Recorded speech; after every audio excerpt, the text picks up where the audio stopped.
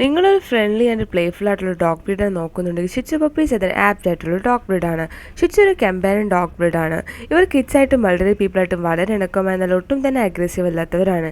ഇവരുടെ calm and gentle nature കാരണം ഇവരെ ഒരു ഇമോഷണൽ സപ്പോർട്ട് അനിമലായിട്ടാണ് കണക്കാക്കുന്നത്.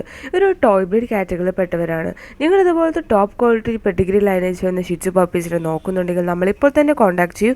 നമ്മുടെ കയ്യിൽ ബെസ്റ്റ് പ്രൈസിന് ബെസ്റ്റ് ക്വാളിറ്റിയിൽ ഷിറ്റ്സു പപ്പീസ് അവൈലബിൾ ആണ്. ഓൾസോ വെറ്റ് സർട്ടിഫൈഡും ഗുഡ് ഇമ്പോർട്ടഡ് ഷിറ്റ്സു പപ്പീസ് ആണ് നമ്മുടെ കയ്യിലുള്ളത്. With KC without KC puppies available.